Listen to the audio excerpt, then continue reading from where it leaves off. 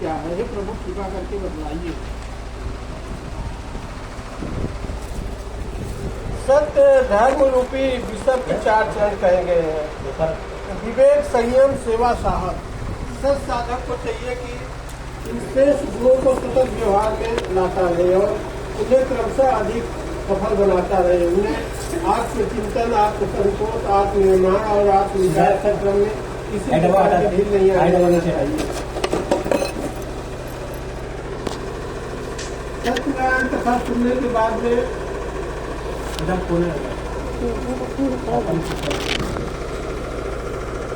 Video बना था। अब कथा एक बार सुन रहे हैं तो आप में क्या परिवर्तन होना चाहिए? खाली सुन लिए फिर भूल गए दूसरे दिन, तो कथा सुनने से कोई मतलब नहीं है। इसलिए ध्यान लगा के सुनेंगे तभी तो समझ में आएगा। मन कहीं और रहेगा, कथा यहाँ बैठ के सुन रहे तब कोई मतलब नहीं होता। कथा सुनने का थोड़ा ध्यान लगाइए। लेकिन बहुत कोई होगा 1-1.5 घंटा लगेगा, इतना ही टाइम तो भगवान को देना है। आपको थोड़ी बोलना वो 24 घंटा ही कथा ही सुनते रहो। सदगति का निश्चय होता है कि संसार में सदा उत्तम व्यवहार और शुभ कर्म करना ही भगवान की सच्ची पूजा है। सबके साथ उत्तम व्यवहार किसी के भी साथ भी है, अपना हो पर आया हो, सबके साथ अच्छा व्यवहार करना चाहिए। और समस्त प्राणियों की सेवा हित चिंतन में ही उसे भगवान की सच्ची भक्ति और अर्चना जान पड़ती है। ऐसा मनुष्य अपने सुख की चिंता नहीं करता, वरना समाज के सुख की वृद्धि में सबसे पहले ध्यान रखता है। इस सेवा कार्य को समुचित रीति से संपन्न करने के लिए वो अपने शरीर और मन के आरोप को भी स्थिर रखने का पूरा ध्यान रखता है। आहार विहार की नियमितता तथा निरीक्षण द्वारा इंद्रियों को उपयुक्त कार्यों में लगाए रहता है, भटकने नहीं देता है। सदगति को चिंता, निराशा, उद्वेग, भय आदि मनोविकार भ्रांति में नहीं डालने देता है। दृढ़ता, संतुलन, दूरदर्शिता, निर्भयता, प्रसन्नता और उज्जवल भविष्य पर दृढ़ विश्वास सदगति के स्वाभाविक गुण होते हैं। पूजा सुनने के बाद में आपको कम से कम दृढ़ता, कोई काम में दृढ़ता होना चाहिए, संतुलन होना चाहिए। मतलब दूरदर्शिता, दूर का सोचो, आए नहीं सोचने कि आज तो फायदा हो जाए, कल का सोचो, कल जो होएगा देखा जाएगा, ये सोचने का हमेशा दूर का ही सोचना चाहिए। निर्भय रहने का, किसी मन में कोई शंका हमेशा नहीं रखना, कोई भय शंका लेके नहीं, हमेशा निर्भय होकर जीना चाहिए। हमेशा वो पर प्रसन्नता रहना चाहिए। जब वो प्रसन्न है वही शुद्ध मन उसी को कहते हैं जो प्रसन्न है। अगर आप दुखी हो गए किसी बात से, कोई दुख हो गया, बहुत दुखी है, तो उसको अशुद्ध मन बोला जाता है। इसलिए सुख में दुख में हमेशा मन प्रसन्न नहीं रखना चाहिए, कभी दुखी नहीं होना चाहिए। ये सुख दुख तो ये कलयुग का नियम है। अगर आपके ऊपर दुख है तो निश्चित रूप से आगे सुख आने वाला है, इतना मान के चलने चाहिएगा। जितना बड़ा दुख है उतना ही ज्यादा सुख आपको मिलने वाला है, इसीलिए दुख आता है।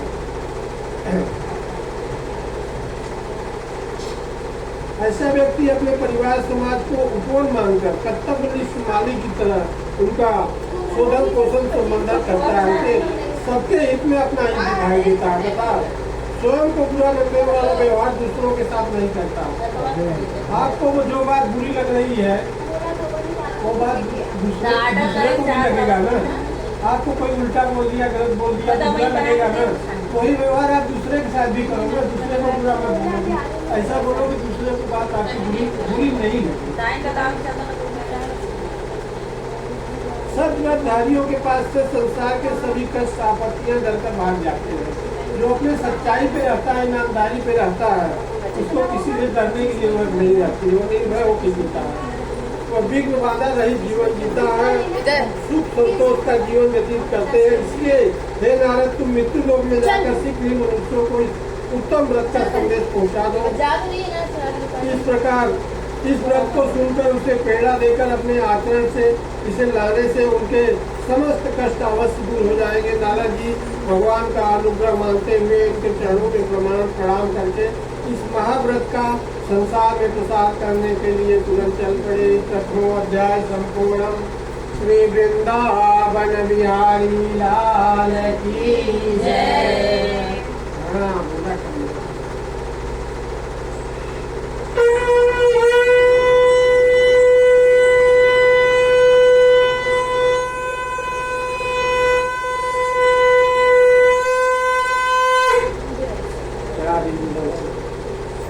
अध्याय शुरू होगा। अक्षर फूल ले लीजिए।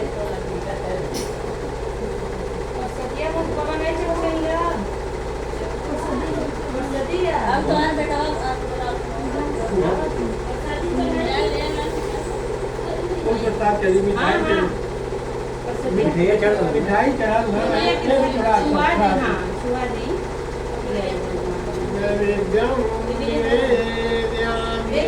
आप पहले बताया नहीं बनाया तो ये भी लाके ना उधर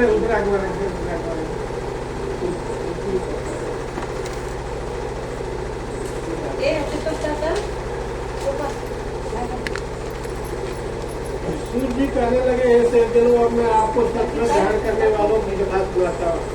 इसी समय काशीपुरी में सदानंद नाम का एक बहुत गरीब ब्राह्मण निवास करता था।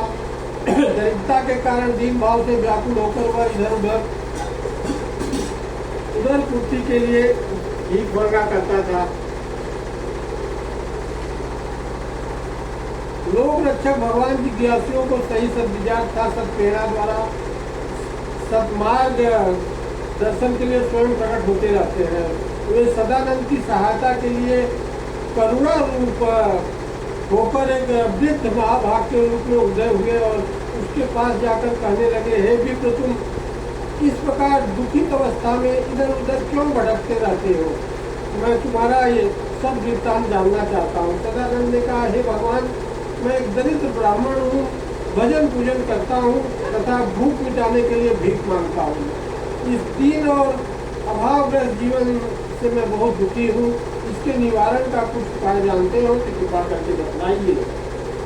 ब्राह्मण ने कहा, वृद्ध ब्राह्मण ने कहा, हे सदानंद, तुम ब्राह्मणोचित सन्मार्ग से भटक गए हो। असत मार्ग पर चलने के कारण तुम्हारी यह दुर्दशा हो गई है। तुम्हें अपना सत्य मार्ग समझना होगा तथा सत्य व्रत का पालन करने से तुम इस भ्रांतिपूर्ण जीवन से मुक्ति पाकर ब्राह्मणों से गौरव पा सकोगे। इच्छा आदि का असत आकर्षण छोड़ दो। सत्य मार्ग का अवलंबन तुम्हें भगवान की कृपा का पात्र बना देगा। याचना तो केवल यज्ञार्थ जनहित के लिए, विपत्ति निवारण के लिए ही करना चाहिए। स्वार्थ पूर्ति के लिए मांगना उचित है। पेट भरने का माध्यम भिक्षा को बनाना तो महापाप है। भीख मांगकर कभी पेट नहीं भरना चाहिए, बहुत भारी पाप लगता है। ये जो भिखारी इधर उधर घूमते रहते हैं, जो कुछ कर्म करके मेहनत करके तब पेट भरना चाहिए। या हम ही ब्राह्मण हैं, हम ही आके पूजा करा के मांगने लगे तो हमारा ब्रह्म तेज नष्ट हो जाएगा। ब्राह्मण कभी हाथ नहीं फैलाता है, कभी किसी के मुख से मांगता नहीं है। जो सच्चा ब्राह्मण होता है मांगता नहीं है। मांगने से इससे ब्रह्म तेज का नाश हो जाता है और दीनता का भाव बढ़ता है। ब्राह्मण तो समाज से जितने अनुदान लेता है उससे अनेक गुना अनुदान ज्ञान तथा सेवा साधना के रूप में समाज को देता है। हम जितना कुछ लेते हैं उससे 10 गुना ज़्यादा देना चाहिए। हमको समाज को ज्ञान देना चाहिए, समाज को शिक्षित बनाना चाहिए। जो अपने मार्ग से सच्चाई से भटक गया है उसको समझाना बताना चाहिए, सच्चे रास्ते पे उसको लाना चाहिए। हमारा धर्म, उसके लिए हम सबके आगे हाथ नहीं बता सकते। ऐसा करने से हमारा समझ एक हर आदमी में एक ब्रह्म तेज होता है। अगर आप भीख मांग कर सबसे मांग कर खा रहे हो तो वो ब्रह्म तेज अपने आप खत्म हो जाएगा।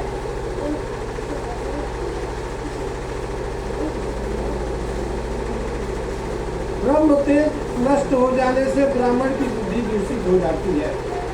और भूसूर, ब्राह्मण पृथ्वी के देवता कहे जाते हैं। पृथ्वी लोग के देवता ब्राह्मण कहे जाते हैं। भूसूर कहा गया। भूसूर कहा जाने वाला ब्राह्मण दुर्बुद्धि के कारण असुरों जैसा आचरण करने लगता है। अपने कर्तव्य से गिरकर ब्राह्मण स्वयं तो दुख पाता ही है, साथ ही जिस समाज में ब्राह्मण वर्ग पतित हो जाता है उस समाज का भी पतन हो जाता है। जहाँ ब्राह्मण लोग भ्रष्ट हो गए वो समाज भी भ्रष्ट हो जाता है, क्योंकि समाज को दीक्षा देने वाला ब्राह्मण ही होता है।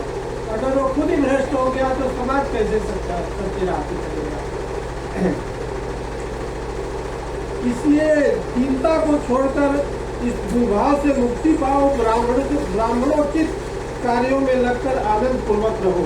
ब्राह्मणों द्वारा सत्य धर्माचरण से संसार का कल्याण होता है। यह समझकर तुम शीघ्र संसार के हितकर कार्यों में लग जाओ। विद्या की वृद्धि करो, स्वाध्याय करो और धर्म का प्रचार करो। तुम्हें स्वयं को कर्म स्वभाव की दृष्टि से दूसरों के सामने उच्च आदर्श उपस्थित करना चाहिए। तुम्हारा कर्तव्य है कि घर घर जाकर जन जन में सच्ची धार्मिकता चेतना जागृत करो।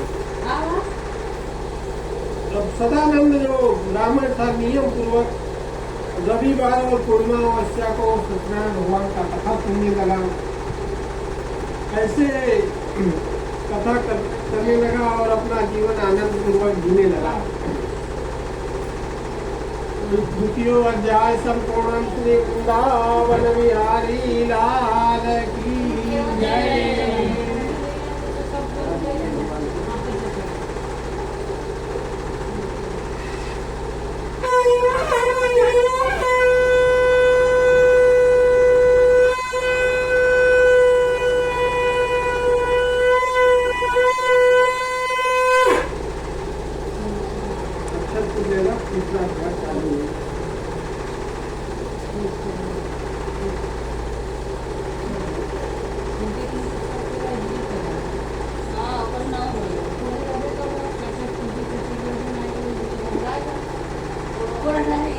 कहा शेष मुनिगण, मैं अब आगे की कथा करता हूँ, उसे ध्यान पूर्वक सुनिए।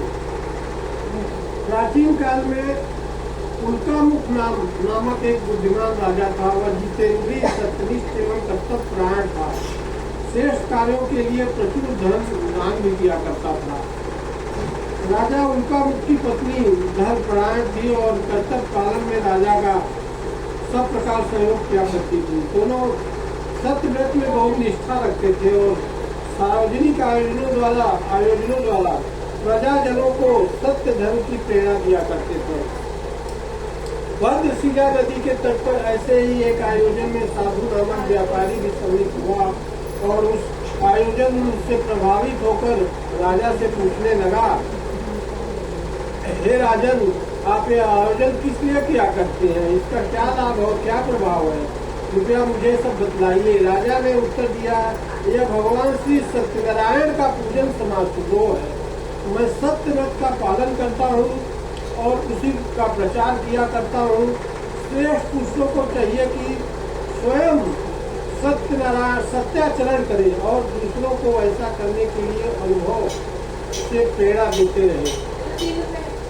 बस जीवन में यही क्रम अपनाकर चलने के कारण भगवान सत्यनारायण की कृपा से मुझे अपने परिजनों प्रजाजनों से सुख शांति उपलब्ध है।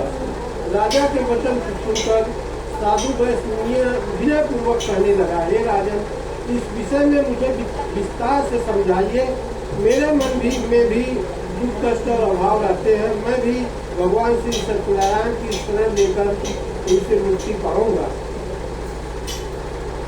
राजा बोले, वैश्य का धर्म समाज की आवश्यकता अनुसार शुद्ध वस्तुओं का उत्पादन करके उनके उचित मूल्य पर वितरण की व्यवस्था करना है। सत्य धर्म का पालन करने वाला वैश्य अपनी तथा समाज की संपन्नता एवं सुख शांति बढ़ाते हुए जीवन में प्रचुर यश का भागीदार बनता है। तुम भी अपने जीवन में सत्य धर्म का पालन करो। भगवान सत्यनारायण की कृपा से तुम्हें भी सुख सौभाग्य और संपन्नता अवश्य मिलेगी। राजा से सत्य धर्म का स्वरूप भली प्रकार समझकर साधु वैश्य भी अपने जीवन में सत्य धर्म पालन करने लगा और सत्यनारायण का व्रत कथा अमावस्या, एकादशी और सोमवार को और पूर्णिमा को सुनने लगा। इस प्रकार सुख शांति से जीवन जीने लगा। तृतीय अध्याय संपूर्ण। श्री वृंदावन बिहारी लाल की जय।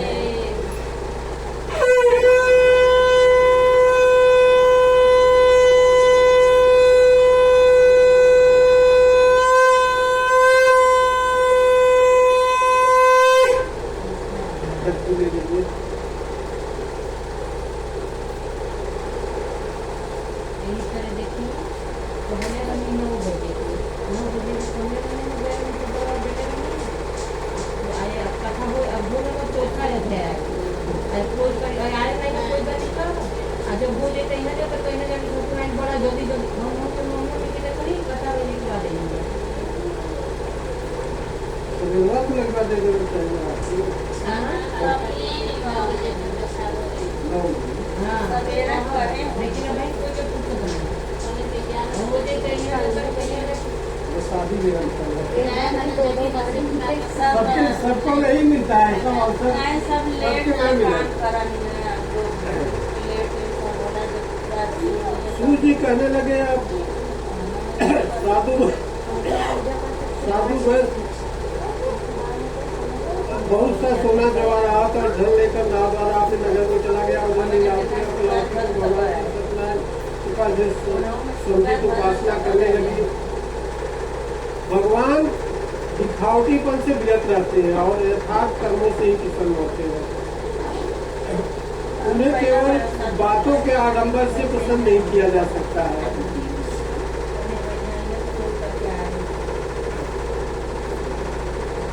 खाली बातों का आडंबर बनाकर दिल में श्रद्धा है ही नहीं, आप पूजा करने मंदिर चले जाता है, कोई पूजा भी करता है, दिल कहीं और है, मन कहीं और है, कथा में बैठे दिखावटीपन से भगवान को कोई लेना चाहिए। आप इतना उपहार नहीं चढ़ाइए तो भी पूरे श्रद्धा से पूजा करिए, उसी से भगवान प्रसन्न होते हैं। आपकी श्रद्धा भावना की दृष्टि है, आपके उपहार के मनोभाव के उनको कोई चीज की कमी नहीं है, भगवान को उसके रूप में नहीं रहते हैं। भगवान दिखावटीपन से विरत रहते हैं और यथार्थ कर्मों से ही प्रसन्न होते हैं। उन्हें केवल बातों के आडंबर से प्रसन्न नहीं किया जा सकता है। दुखी और दीन की सेवा करने वाले भगवान को प्रिय है। इस कलयुग का सबसे बड़ा पूजा है दीन दुखी का सेवा करना। कोई दिखाई दे दिया आपको, उसका जो अपने से बन पड़े मदद कर देना चाहिए। सबसे सच्ची पूजा यही है कलयुग की, दीन दुखी की सेवा करना।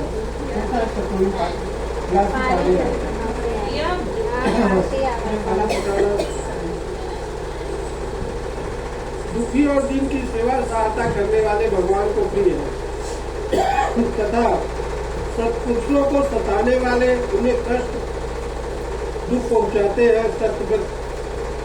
सत्पुरुषों को सताने वाले उन्हें कष्ट दुख पहुंचाते हैं। सत्यवती को चाहिए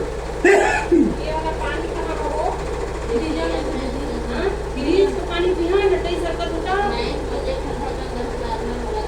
ले जो ना पानी हो पानी गिलास लेके बैठना करी जा हमेशा पूरे पानी में जवान रखले का नीचे दे दी नीचे पेंसिल को पानी पीना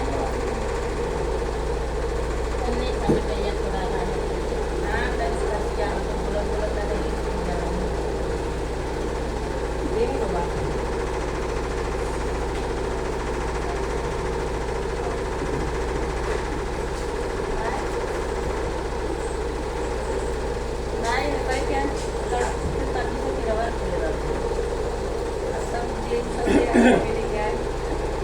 भगवान दिखावटीपन से विरत रहते हैं और यथार्थ कर्मों से ही प्रसन्न होते हैं। उन्हें केवल बातों के आडंबर से प्रसन्न नहीं किया जा सकता। दुखी और दीन की सेवा सहायता करने वाले भगवान को प्रिय है तथा सत्पुरुषों को सताने वाले उन्हें कष्ट पहुंचाते हैं। सत्यवती को चाहिए कि वह बालक पीड़ित व्यक्ति तथा सरकार प्राण पुरुष को प्रभु रूप मानकर उनकी यथाशक्ति सेवा करे। आप छोटे बच्चे को भगवान का रूप मान सकते हैं। छोटा बच्चा 5 साल के नीचे का है, उनको भगवान का रूप आप मान सकते हैं। पूरा बेटा पीड़ित व्यक्ति है, बहुत दुखी है, उसको भी भगवान का रूप मानकर उसकी सेवा करेंगे, समझो भगवान की ही पूजा कर रहे हैं आप। और जो सत्यव्रती हमेशा सत्य काल में लगा रहता है, उसको भी भगवान का स्वरूप आप मान सकते हैं। उसकी भी सेवा सहायता कर रहे हैं तो समझो भगवान का ही पूजा कर रहे हैं। प्रभु स्वरूप मानकर उनकी यथाशक्ति सेवा सहायता करना चाहिए। भगवान ने एक गुरुकुल संचालन करने वाले ऋषि के रूप में साधु वैश्य के पास पहुंचकर उसकी सत्यनिष्ठा की परीक्षा ली। ऋषि बोले, हे महानुभाव, यहाँ निकट ही एक आश्रम है जिनमें मनुष्यों को आध्यात्मिक साधना तथा शिक्षण द्वारा श्रेष्ठ जीवन का अधिकारी किया जाता है। ब्रह्मचारियों के सर्वांगीण शारीरिक बौद्धिक तथा भावनात्मक विकास के लिए गुरुकुल चलता है।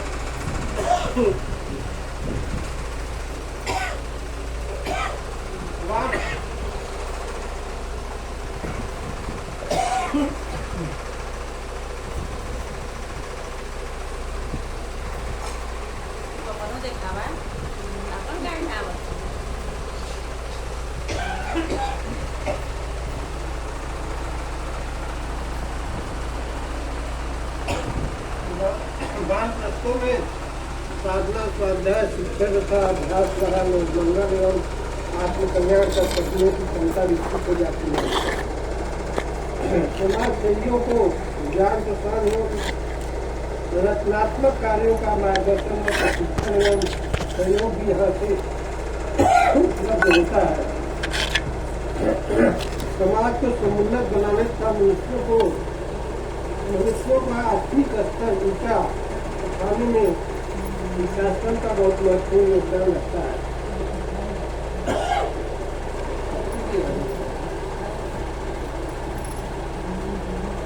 सत्कार्यों में सुसंस्कारी तथा श्रद्धा युक्त ध्वनि लगने का नियम है।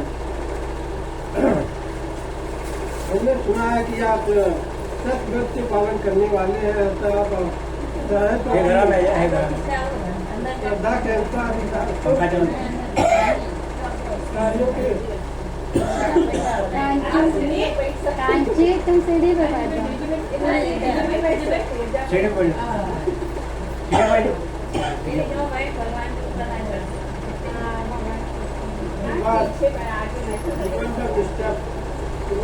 गति देने समाज की समृद्धि बढ़ाते रहना,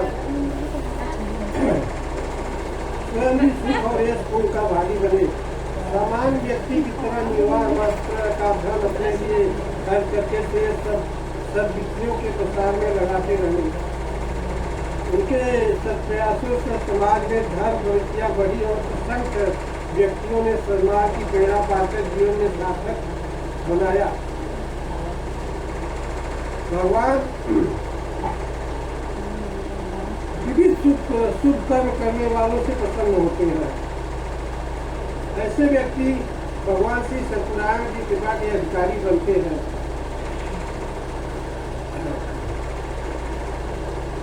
लीलावती कलावती भी अपने पतियों के साथ में इस श्लोक में सुख सौभाग्य पाती रही और अंत में परम सुख की अधिकारी बनी। भगवान सत्यनारायण की महिमा अपरंपार है। उनकी शरण में जाने से मनुष्य सभी प्रकार के सुख तथा कल्याण के अधिकारी बन जाते हैं। चतुर्थो अध्याय संपूर्णम श्री वृंदावन बिहारी लाल जय।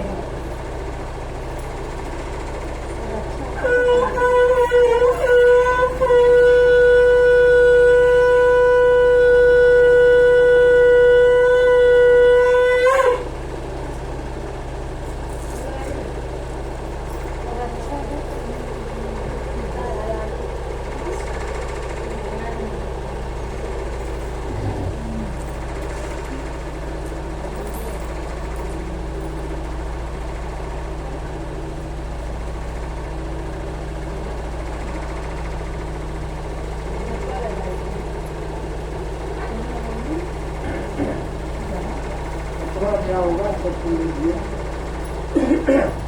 गुरु जी करने लगे हैं मुनियों और आगे की कथा कहता हूँ, उसे ध्यान पूर्वक सुनो।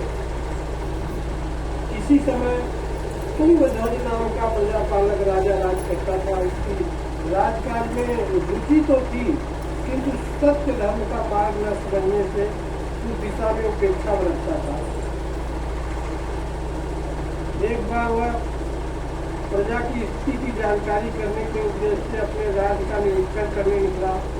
उसने एक स्थान पर वट वृक्ष के नीचे 2 परिवारों को एकत्रित देखा, तो जो सत्यव्रत के पालक थे और उस समय धर्मानुष्ठान में लगे हुए थे।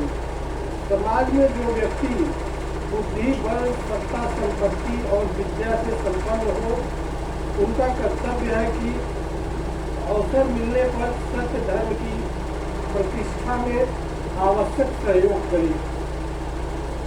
आप सब धन धान से संपन्न है तो सब काम जहाँ हो रहा है, जो जहाँ कोई अच्छा कार्य वहाँ कुछ अपना सहयोग कर देना चाहिए।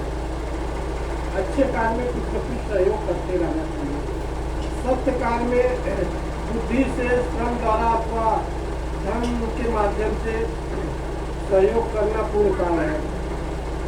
कहीं पूजा पाठ हो रहा है, कहीं बड़ा कोई प्रोग्राम हो रहा है, तो वहाँ जाकर अपने पास पैसा नहीं है तो मेहनत तो कर सकते हैं।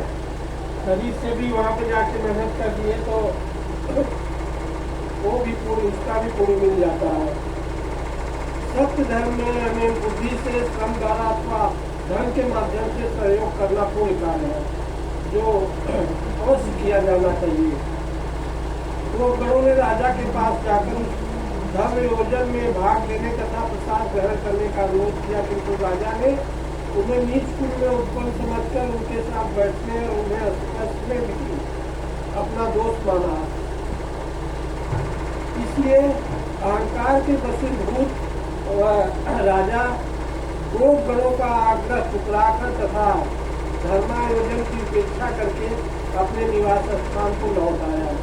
जो व्यक्ति सत्य को छोड़कर असत्य के मार्ग पर चलता है, उसे भगवान श्री सत्यनारायण के भोग का सामना करना ही पड़ता है। राजा के द्वारा सत्य कर्तव्यों की अवहेलना के कारण राज परिवार और राज कर्मचारी भी उससे विमुख हो गए। कला, कटुता, द्वेष, आलस, स्वार्थ और व्यसना, घातक दोष सबके स्वभाव में प्रविष्ट हो गए। भगवान श्री सत्यनारायण की अवज्ञा के फलस्वरूप सारी व्यवस्थाएं बिगड़ गई तथा राजा का धन सम्मान सब दुष्ट हो गया। इस प्रकार विपत्ति आने पर राजा ने विचार किया तो उससे अपने अहंकारग्रस्त तथा कर्तव्य विमुख होने का ध्यान आया। बुद्धिमान राजा ने अपनी दुर्दशा के लिए किसी अन्य को दोष न देकर स्वयं का आत्मविश्लेषण किया। अपने ऊपर भारी दुख संकट आ जाए तो किसी दूसरे का दोष नहीं मानना चाहिए, अपना ही आत्मचिंतन करना चाहिए। हमसे क्या दोष हो गया, क्या पाप हो गया है, खुद ही आपको समझ में आ गया किस कारण से हमारे ऊपर दुख आया हुआ है। पाप कर नहीं हमेशा करते रहेंगे, दूसरे को सताते रहेंगे, किसी दुखियों को सेवा नहीं करेंगे, कष्ट आना निश्चित है आपके ऊपर। बुद्धिमान राजा ने अपनी इस दुर्दशा के लिए किसी अन्य का दोष न देकर स्वयं आत्मविश्लेषण किया। उसकी समझ में यह बात आ चुकी थी। उसके द्वारा सत्य धर्म की उपेक्षा होने से उसका यह पतन हुआ है। ऐसी स्थिति में विपत्ति निवारण के लिए किसी अनुभवी सत्यवती से मार्गदर्शन प्राप्त करना ही राजा ने उचित समझा। राजा को दो बड़ों की याद आ गई। अपने द्वारा उसकी उपेक्षा किए जाने का पश्चाताप करने राजा उनके पास पहुंच गया। राजा ने कहा, हे गुरुगणों, मैं सत्य धर्म से गिर जाने के कारण दुख में फंस गया हूँ और आप लोगों के पास मार्गदर्शन की आशा से आया हूँ। मेरी भूलों के कारण सब प्रकार साधन संपन्न होते हुए भी मेरा परिवार नरक तुल्य बन गया है। राज व्यवस्था अस्त व्यस्त हो जाने और प्रतिष्ठा नष्ट हो जाने के कारण मैं जीवित होते हुए भी मरणासन कष्ट पा रहा हूँ। आपके परिवार सामान्य स्थिति में सुखी है और बराबर भक्ति कर रहे हैं। इस बात का मर्म समझने की मेरी जिज्ञासा है। पिछली बार मुझसे जो अहंकार और भूल हुई उसका पर्याप्त दंड मैं पा चुका हूँ और अब उसका सुधार करने के लिए मेरी हार्दिक इच्छा है। उनमें से एक विवेकवान ने राजा से कहा कि आपने अपने ऊपर आने वाली विपत्तियों के प्रधान कारण अपने स्वयं के दोष ही होते हैं। आपने अपने दोषों के निवारण द्वारा विपत्ति निवारण का जो मार्ग अपनाया है वो अवश्य ही कल्याण सिद्ध होगा। हे राजन, भगवान सत्य रूप है और वे हर व्यक्ति को सत्य धर्म समझने तथा उसका अनुसरण करने का समुचित अवसर प्रदान करते हैं। भगवान व्यक्ति को मौका देते हैं। दुनिया में जितने इंसान है सबको कुछ न कुछ मौका देते रहते हैं, आदमी नहीं समझ पाता है। अच्छाई करने का मौका आता है, देखिए यही मौका मिला है, कितने लोग यहाँ पहुँच, कितने लोग पहुँच पाए हैं, इसी में भगवान परीक्षा लेते हैं कि मौका तो दिए हैं भगवान ने ना, नहीं पहुँच रहा है तो भगवान का दोष थोड़ी है। आप लोग अपने मिथ्या अहंकार के वशीभूत होकर उन अवसरों की उपेक्षा करके आपकी ही बाती घोर विपत्ति में आ जाते हैं। सत्य मार्ग अपनाने वाले को चाहिए कि वह भेदभाव छोड़कर श्रेष्ठ तत्व जहाँ से भी हो सकता है वहाँ से प्राप्त कर ले। अच्छी बात जहाँ से भी मिलता है वहाँ से लेने में कोई दोष नहीं है। आपको हमारे परिवारों में जो सुख और संतोष दिखाई देता है वह सब निश्चित रूप से भगवान श्री सत्यनारायण की कृपा का फल है। हमारे परिवार में हर सदस्य के भरण पोषण के साथ साथ उसको सुसंस्कारवान बनाने पर पूरा ध्यान दिया जाता है। श्रेष्ठ सिद्धांत केवल कहने सुनने की बात नहीं है, इसके लिए हमें सतत अभ्यास द्वारा आचरण में भी लाना पड़ता है। अच्छी बात कहने सुनने से बात नहीं बनती है। आप किसी को उपदेश दे रहे हैं तो पहले खुद अच्छा बनेंगे तब दूसरे को उपदेश दे सकते हैं। आप खुद ही आपका जीवन भ्रष्ट है, आप दूसरे को उपदेश दे रहे हैं बड़ी कोई नहीं समझ पाएगा, आपकी बात कोई सुनेगा भी नहीं। किसी से कुछ अच्छा करवाना है तो पहले खुद अच्छा करो। श्रेष्ठ सिद्धांत केवल कहने सुनने की बात नहीं है, इसके लिए उन्हें सतत अभ्यास एवं आचरण में लाना पड़ता है। हम बच्चों को सत्यव्रतशील बनने के लिए पारिवारिक वातावरण उसके अनुकूल बनाना चाहिए। परिवार के हर सदस्य के वास्तविक हित को ध्यान में रखकर उसे सत्य धर्म के अनुरूप अभ्यास कराया जाता है। राजन, सत्य व्रत के प्रभाव से ही हमारे परिवार के सदस्य आलस्य और व्यसनात् से मुक्त होकर स्नेह, सहानुभूति और कर्मठता आदि गुणों से युक्त हैं। अपनी योग्यता के द्वारा सारे परिवार को अधिक से अधिक लाभ पहुंचाने का उत्साह हर सदस्य के अंदर रहता है। हे राजन, आप भी अपने कर्तव्य को समझे तथा धार्मिकता का दिखावापन छोड़कर सत्य धर्म का पालन करना प्रारंभ करें। ऐसा करने से भगवान सत्यनारायण की कृपा से आपके कष्टों का निवारण अवश्य होगा तथा जीवन लाभ प्राप्त होगा। राजा ने सत्य धर्म संबंधी बातों को बड़े ध्यान से सुना तथा उन सिद्धांतों का मनन करके तदनुरूप अपने जीवन कर्म का निर्धारण किया। राजा ने इस प्रकार सत्य धर्म का ज्ञान कराने वाले गोपों का उपकार माना तथा उसे विश्वास हो गया कि ज्ञान भावबंधन से मुक्त कर सकता है। उसी के अनुसार आचरण करके राजा प्रभु की अनुकंपा से परिवार सहित धन धान तथा सुख भोग कर अंत में सत्यलोक के अधिकारी बने थे। पंचमो अध्याय संपूर्ण। श्री वृंदावन बिहारी लाल की जय।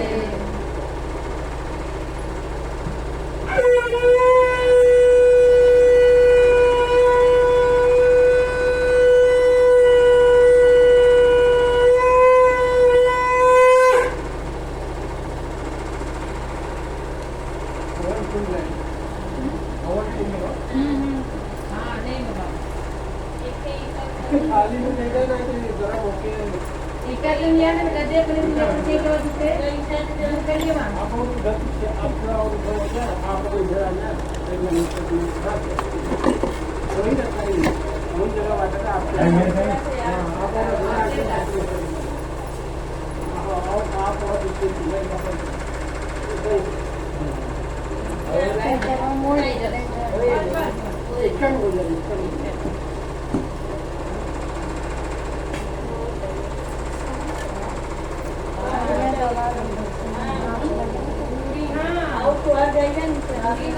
पंखा बंद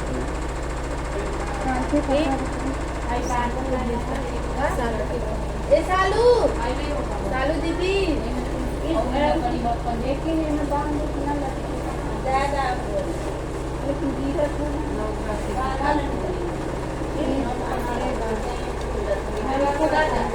कोई चीज में काढ़ी वाली दे दीजिए। काढ़ी दीजिए। नहीं काढ़ी अब जला काढ़ी खुद भी 39 है।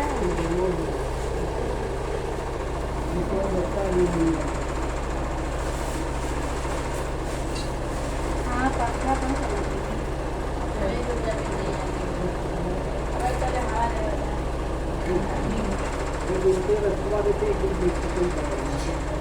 मुझे किलो रख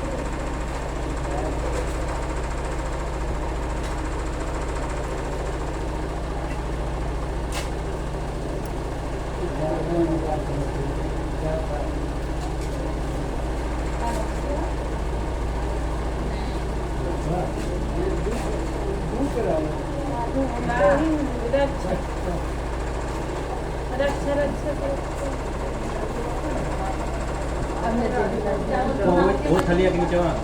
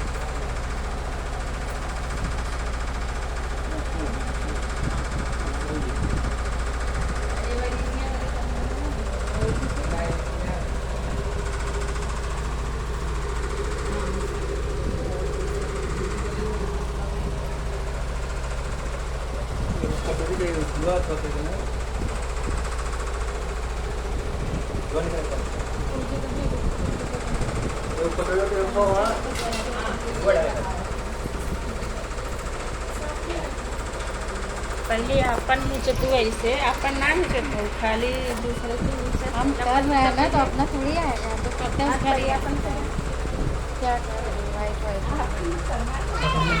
कर रहे हैं वाइट अलग सर का आएगा